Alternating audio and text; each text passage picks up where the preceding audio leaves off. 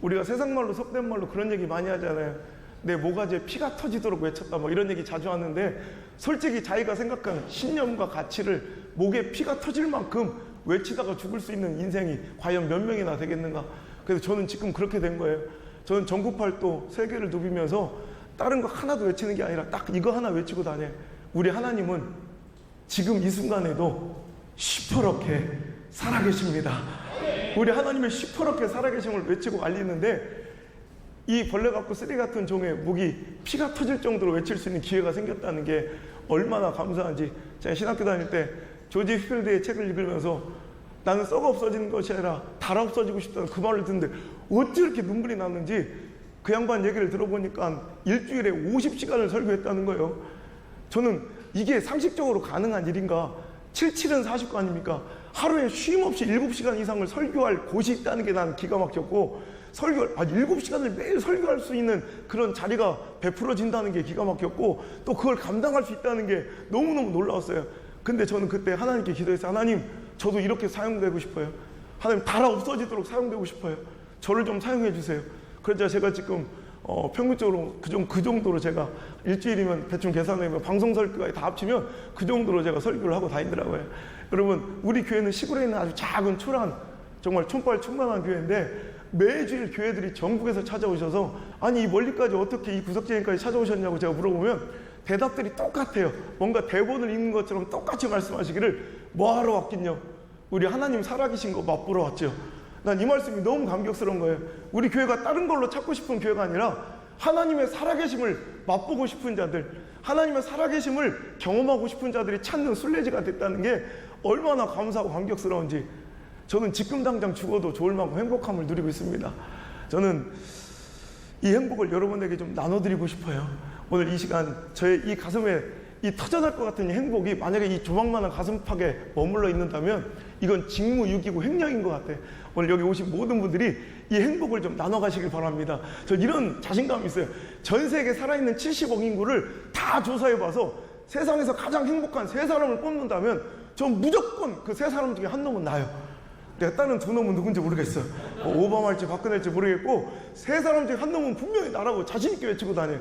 세상에서 가장 행복한 그 한 사람이 다른 이유가 아닌, 여러분 이제 하나님의 시퍼렇게 살아계심을 이제 남의 교회 이야기, 책에서 읽은 이야기, 다른 가정과 다른 성도들의 이야기가 아니라 진짜 이제 우리 교회 이야기로, 우리 귀한 사자 목사님들의 이야기로 하나님의 이름만 붙들고 살아간 내 자녀들의 잘됨과 성공을 이 땅과 이 시대에 한번 보여주며, 봐라! 우리 하나님 시퍼렇게 살아계신다! 외치는 거룩한 간증의 입술들이 이곳에서 그냥 계속해서 터져나오는 귀한 모임 되기를 주의 이름으로 축원합니다.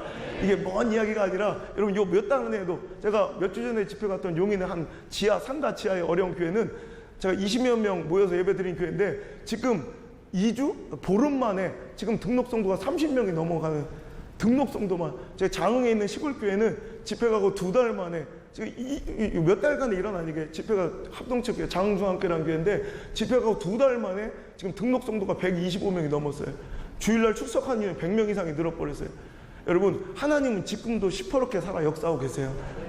그래서 제가 와서 집회 가는 교회나 오늘 이 시간에도 무슨 뭐 마법의 금가루를 뿌리거나 어떤 화려한 테크닉이나 노하우로 스킬을 전수하는 게 아니라, 정말 이 안에 다시 한번 우리 사명과 사자의 심장이 펄떡펄떡 뛰기 시작하면, 여러분 오늘도 하나님께서 이 자리에서도 여러분의 목회 현장에서도 역사하여 주실 줄 믿습니다. 제가 한국교회를, 우리 조국교회를 위해서 기도할 때마다 가슴 아프게 보는 환상이 있어요. 뭐냐면 너무 멋진 사자 한 마리가 있는데, 저는 사자를 되게 좋아해요. 그래서 어렵고 힘들 때마다 기도하고 나서 제가 중대한 결단할 때 딱 금식 기도 마치면 제가 좋아하는 청주 동물원이 있어요. 거기에 제 사자가 있습니다. 아, 동물원 측에서 인정해 준 건 아닌데 그냥 제가 제 사자고, 큰 숫사자가 있는데 저는 사자를 되게 좋아해요. 사자가 좋은 이유는 사자는 웬만해서 움직이지 않아요. 제가 막 새우깡을 집어던져도 이놈 새끼 저 등치로 움직이긴 하겠나 싶은데, 정말 타겟이 딱 놓여지면 그 사자는 막 얼마나 잘, 시속 80km로 뛴대요. 저는 그 모습을 보면서 저는 사자처럼 살고 싶고 또 사자처럼 당당하게 살고 싶어요. 제가 이번 주에도 제가 집회, 우리 교회에서 설교하고 올 때 하나님 앞에서 겸손하고 하나님 앞에 엎드리면 세상과 사람 앞에 당당할 수 있고, 하나님 앞에 겸손함을 잃어버리면 죽는 날까지 세상 사람들에게 비굴하게 오늘도 눈치 보면 살아야 된다. 오늘도 저는 하나님 눈치만 보면 세상에 하얀 새끼들처럼 뭔가 그냥 썩은 고기든 훔친 고기든 주워먹은 고기든 배만 채우고 그냥 내 배만 부르면 되는 게 아니라 젊은 사자는 내가 지금 막 잡은 신선한 고기 외에는 거들떠도 안 보는 그 도도함과 당당함처럼 우리 귀한 사자 목사님들 하나님께서 주시는 실력만 보기에는 절대로 관심도 눈길 하나 주지 않고 세상에 비굴하게 고개 숙이고 무릎 꿇는 자들이 아니라 정말로 시대를 꾸짖고 호통치는 멋진 사자로서의 그 심장이 회복되길 주의 이름으로 축원합니다. 그런데 그 멋진 수사자 한 마리가 기도 중에 한국교회를 위해서 기도할 때마다 큰 수사자가 보이는데 너무 장엄하고 위대하게 생긴 그 사자가 가만 보니까 목에 개목줄 같은 것이 묶여 있는 거예요. 굵지도 않아요. 저 철물점 가면 한 9,000원, 10,000원이면 살 수 있는 아주 애완견용 아주 얇은 그 개목줄 있죠. 그게 묶여져 있는데 정말 비참한 건 그 큰 사자가 그 개목줄 따위에 묶여서 꼼짝하지 못하고 있는 거예요. 사자의 몸부림 한 번으로도 분명히 끊을 수 있는 그 개목줄인데 어느 순간 그 개목줄이 자기를 제압해버려서 습관이 돼버려서 이제는 자기가 사자인 줄도 잃어버리고 사는 이 모습이 한국계의 현실은 아닌가. 여러분 딱 하나, 우리 하나님께 여러분 콜링 처음 부르실 때 그 펄떡펄떡 뛰던 그 사자들의 그 사명의 심장이 다시 한번 회복되고 그 사자의 야성이 회복된다면 여러분 그까지 물질의 문제, 인간관계의 상처들 이런 이따위의 그런 개목줄 같은 환경과 처지는 여러분 사자의 야성으로 충분히 끊고도 남는 능력이 여러분에게 있음을 달라고 기도할 게 아니라 이미 있음을 여러분 믿으시길 바라고요. 다시 한번 사자의 야성과 심장이 깨어나서 다시 한번 여러분 눈물이 회복돼서 다시 한번 주님과의 관계에서 여러분을 옥죄고 있었던 그 악한 고리들을 다 끊어버리고 자유하게 한번 이 시대를 향해 외치는 멋진 종들 되시길 주의 이름으로 축원합니다. 그까짓 이 세상에 여러분 저는 얼마 전에 감리교단에 목회자 세미나를 좀 해달라고 해서 갔는데 제가 몇 번을 고사하다가 할 수 없이 제가 가서 이제 목회자 세미나 하는데 우리 아버지 친구분들도 계시고 막 그런데 내가 너무너무 부끄러워서 근데 뭔 말씀을 드릴 수 있게 딱 한 마디, 우리는 목사라는 이름으로 단 하루만 불려도 지금 당장 굶어 죽어도 행복한 사람들이다. 진짜 이게 아멘 하신 분들이 진짜 그 마음이 그냥 한 소리가 아니라 진짜 그 마음이 있다면 하나님 그곳에서 반드시 역사하십니다. 목사라는 이름, 이 거룩한 이름을 하루만 불려줘도 지금 당장 내 가족들하고 함께 다 굶어 죽어도 행복한 자들이 우리 목사들인 줄 믿습니다. 여러분 이 짧은 인생, 이 나그네 같은 인생 아무리 잘 살아봤자 이건희처럼 살다가도 저 길거리 노숙자로 살아가도 하나님께서 우리에게 주신 영원한 생명을 일직선으로 표현한다면, 천국의 삶을 일직선으로 표현하면 이 땅의 삶은 점도 안 돼. 점도. 이건희처럼 살아도 점이고 저 길거리 노숙자로 살아도 점이요.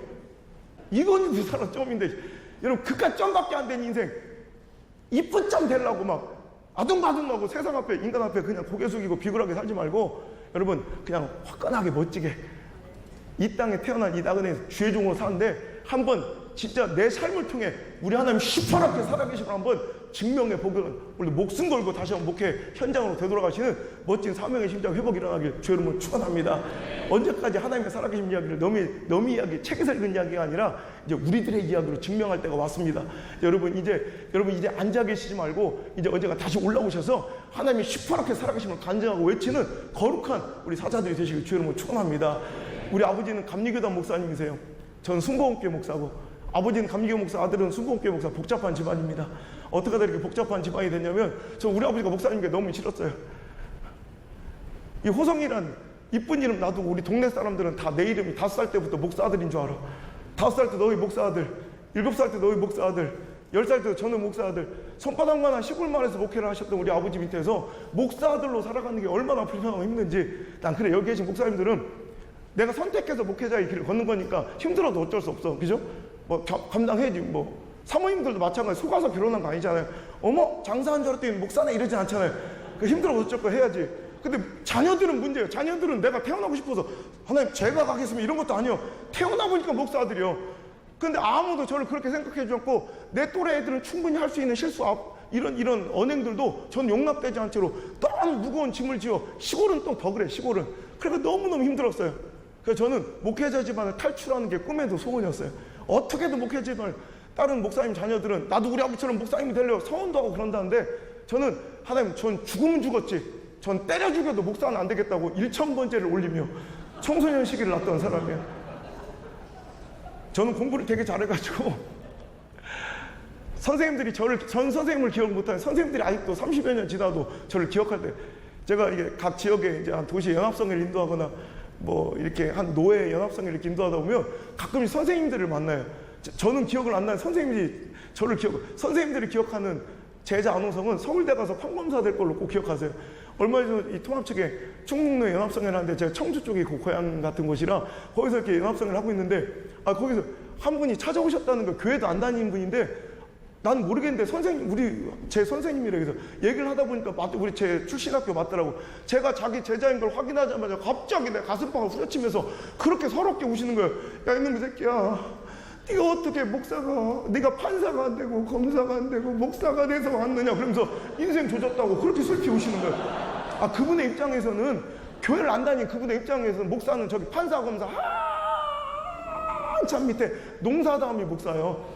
사람들은 저를 뭐가 될 거라고 기대했는지 모르겠지만요, 저는 초등학교 6학년 때부터 장래 희망을 쓰세요 그러면 빨리도 우주인, 과학자, 뭐 연예인, 대통령 쓸 때 저는 항상 똑같았어요. 국민학교 6학년 때부터 제 꿈은 행복한 가정. 나 우리 아빠처럼 엄마처럼 살기 싫었어요.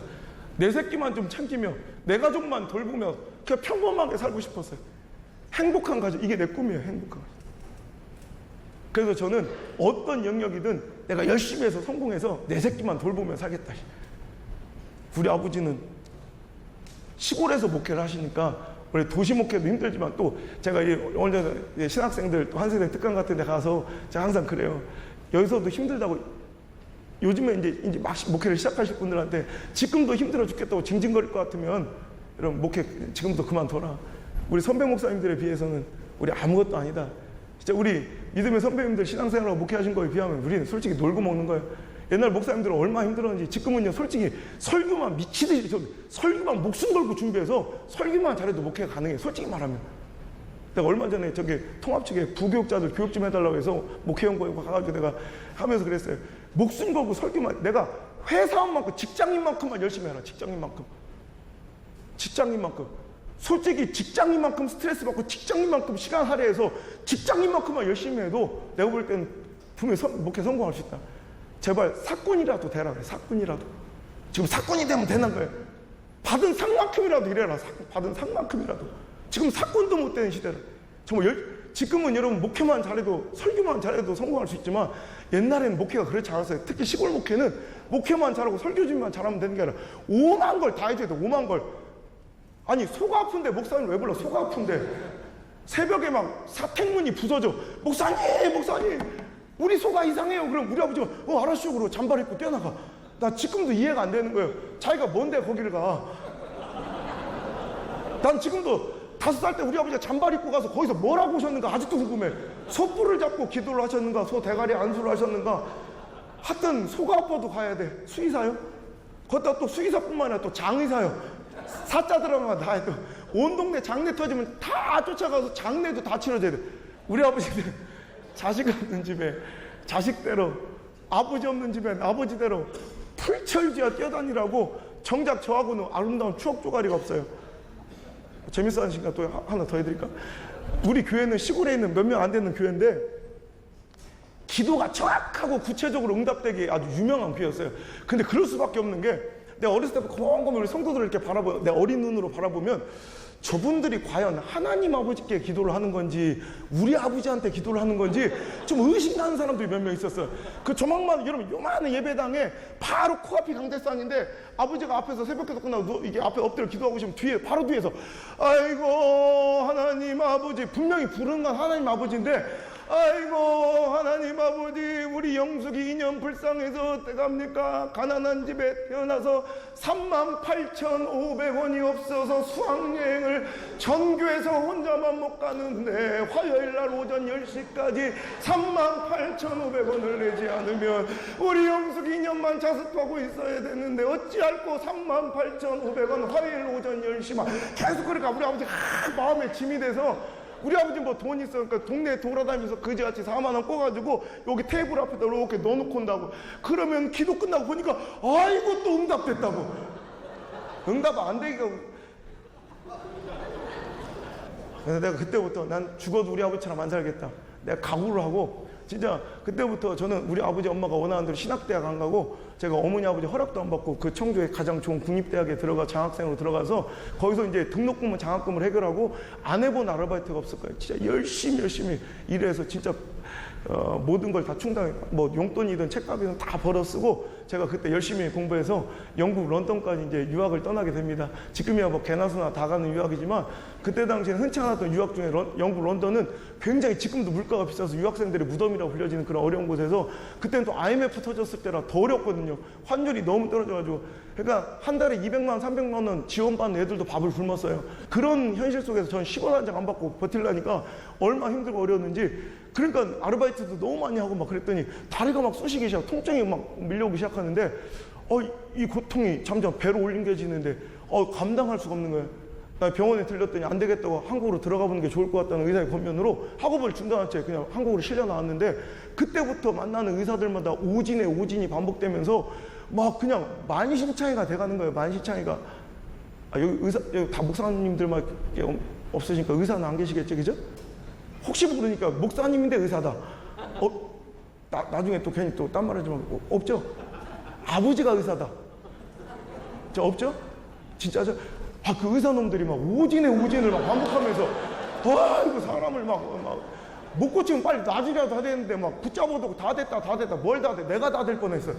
군형이랑 군형의 호수를 다 끼고 그냥 산송장처럼 질질 끌려다니다가 마지막 도착한 병원에서는 아이고 사람이 어떻게 이 모양 될 때까지 참을 수 있냐고 빨리 이제 심각하니까 수술을 들어가야 된다고 급하게 이제 마지막 도착한 병원에서 이제 배를 가르고 수술했더니 그 뚜껑을 열어보니까 그때 배 안에 이미 고름이 꽉 차 있는 거예요.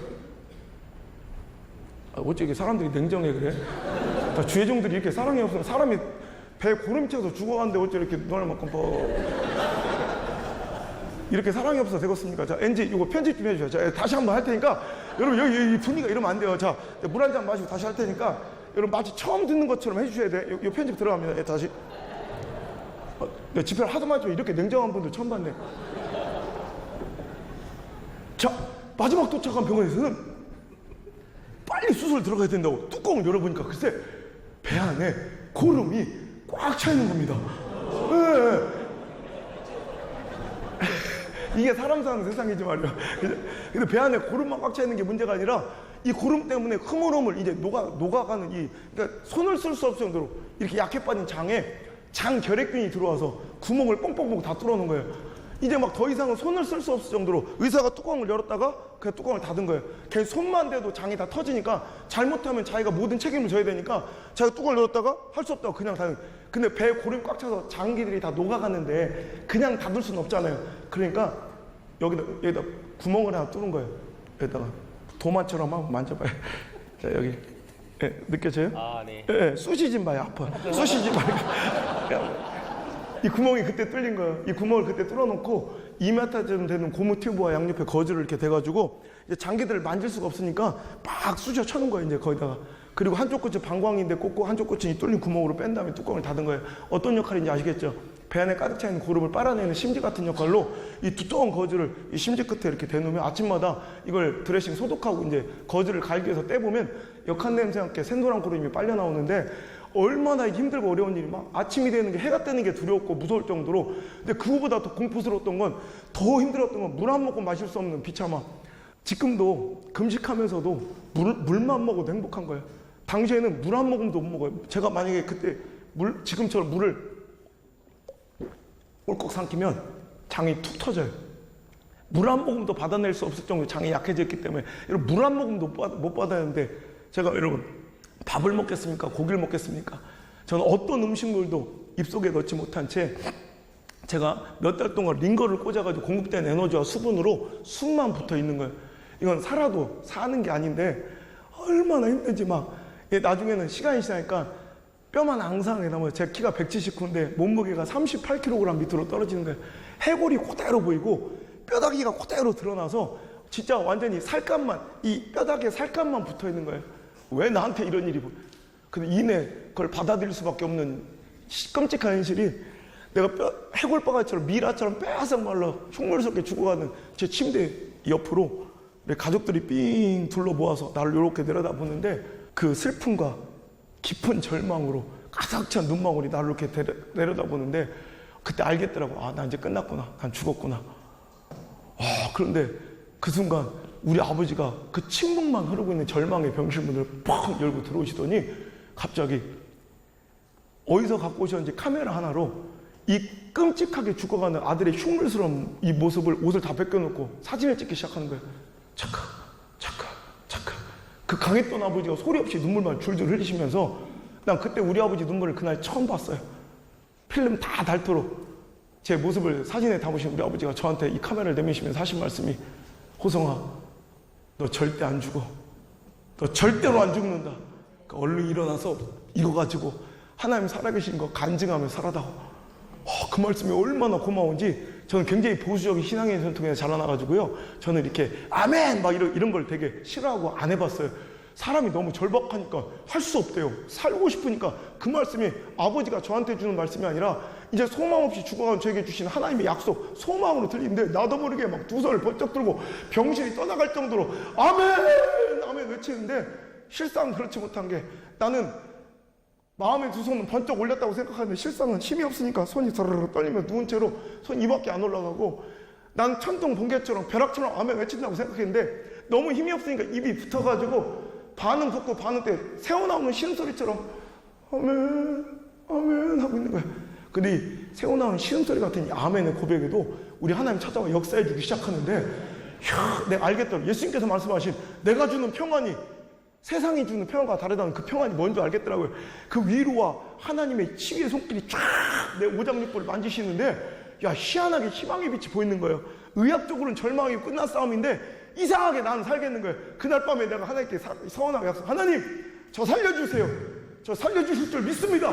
저 살려주시면 내가 주의 종이 되어 주의 일을 하겠나이다.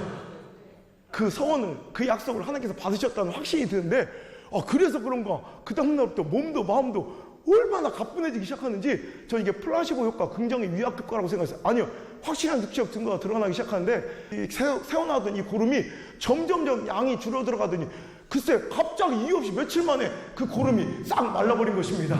할렐루야. 하늘만 봐도 감사하고 땅만 봐도 감사하고 걸어만 가도 행복하고 걸어만 가도 그냥 막 눈물이. 여러분 걸어가다 뭘 주워야지 행복하잖아요. 다만 돈 1,000원이라도 주워야지 헬말 게 없잖아요. 근데 나는 내 발바닥으로 땅을 딛고 서 있다는 자체가 막 그냥 감격이고 막 기쁨이야. 얼마나 감사한지. 그때는요 진짜 신학교 들어가는 게 문제가 아니라 불구댕이라도 들어갔대. 불구댕이라도. 그리고 목사 되는 게 문제가 아니라 순교라도 하겠대. 이런 기쁨과 감사와 은혜의 충만함이 주님 다시 오실 때까지 첫날 만날 감은 얼마나 좋아. 근데 그게 그렇지도 않은 게 이 은혜에도 유통기한이 있더라니까. 여러분 다 아시죠? 예. 몸이 어느 날 회복이 딱 되고 건강이 되찾아지니까 자연스럽게 은혜의 유통기한이 따르르 다 돼가지고 내 정신이 딱 들어오는데, 엄마야 씨, 나 큰일 날 뻔했다 씨, 나 목사 될 뻔했다 씨. 내가 막 은혜에 취해가지고 신학교 정문까지 감신 정문까지 와 있는 거예요. 하마터면 들어갈 뻔해서 하마터면 씨, 야 이러다 정신 바짝 차리자 이런다고 내가 우리 엄마 아빠 꼬라지로 평생 또 살 뻔했다 생각하니까 앞지랍디다. 그래서 내가 목사 되기 싫어, 신학교 또 가기 싫어, 이번에 도망친 게 일본으로 또 유학을 떠나요. 뭐 이렇게 쓰레기 바라보도 그래, 자기들 다 그렇게 살았으면서. 난 성경 일문 가운데 요나시죠, 요나. 나 그 양반만 보면 그렇게 애정이 갖고 남 같지가 않아. 나 지금까지 목회하면서 한 번도 그 양반을 나쁘게 설계해 본 적이 없어. 난 진짜 나 천국 가도 그분부터 찾아뵈려고 그래. 우선 혹시 천국 먼저 가시걸랑 내 안부 좀 전해주셔요. 여러분 얼마나 정말 불충하고 이 싸가지 없는 놈, 화장실 들어갈 때다라고 나갈 때다라고. 나 같으면 내 인격이면 우리 하나님, 나 같은 건 내 버리고 치고 죽여도 할 말 없으신데 우리 하나님 진짜 좋으신 분이야. 이런 버러지 같은 놈을 버리긴커녕 일본 땅에서 확 끌어안아 만나주시는데 전 인격적으로 예수님을 그때 영접을 했어요. 나 예수 믿는 줄 알았어요.